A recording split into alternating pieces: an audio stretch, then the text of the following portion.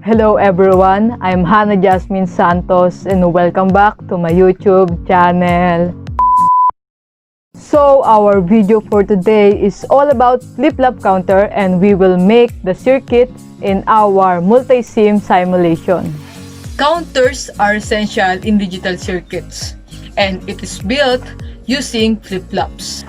This experiment shows how IC flip-flop may be cascaded or joined together to form a simple ripple counter. This is accomplished by connecting the output of the first flip-flop to the clock input of the second, the output of the second flip-flop to the clock of the third flip-flop, and so on. The 7473 JK flip-flop IC is shown. One IC is composed of two independent JK flip-flops with independent clear or reset inputs. Notice the small circle or bubble in series with the clear and clock inputs. This means that the outputs are resets when the clear input is low. For the clock, this means that the clock is negative edge triggered. So, let's start our experiment number 12, flip-flop counter. So, hello everyone, we are now here in our multi-sim in my PC to interconnect the circuit in the figure you can see in the screen. So, there are 5 LED, our output, our switch, ground, 5 volts, digital clock, and our IC 7473. So there are 2 IC, the IC1 and IC2. So let's start. The 5 volts is connected in the number 10 of the second IC. And you can see also that the LED 5 is connected in the number 6. And now we will go in the first IC, the number 14 is connected to this one.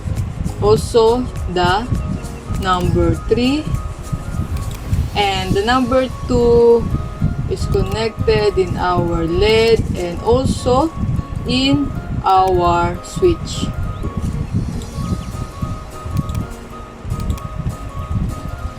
Next is the negative of this LED 5 is connected in the ground, and this one, this side of the switch is connected to 5 volts, and also this one is connected in our ground.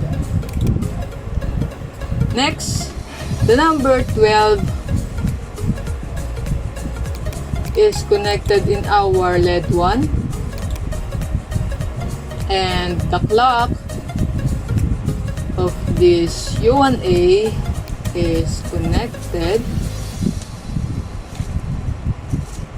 in the connection of this number 9 to LED 2. So we will now connect our clock.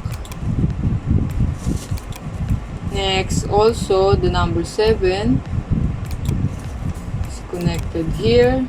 Also the number 6. And the number 10. Oh, sorry. The number 10 is the one who is connected to this one. And the number 6 is in our LED. And we will connect now the number 12 to LED 3, and this one here. Next, in the second IC, also the number 14 is connected here, the number 3 also, and the number 2 again in the LED in our in 5, and Again, this connection, the number 9 in our LED 4, we will connect this in that connection. And the number 7 in the 5 volts, and this clock in our digital clock. So let's check again. So in our 5 volts connected in our number 10, the 7, the 3, the 14, the 10, the 7, the number 3 again, the number 14, now our number 2 in the switch. So okay,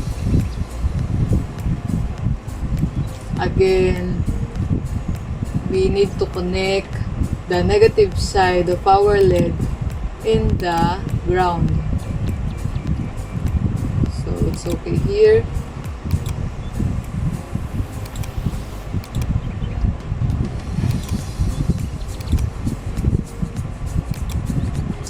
Alright, so okay, I think it's correct. So we will make this 100, and now we will run our this circuit. So let's check what will happen in our LED.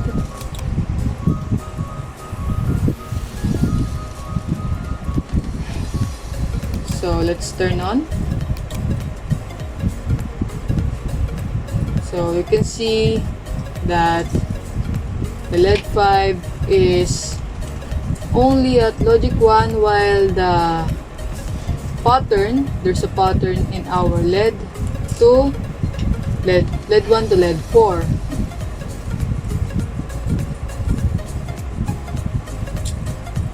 Okay, so that is our flip-flop counter.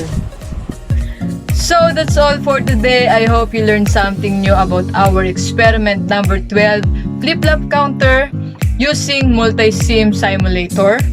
Don't forget to subscribe and like this video. Thank you.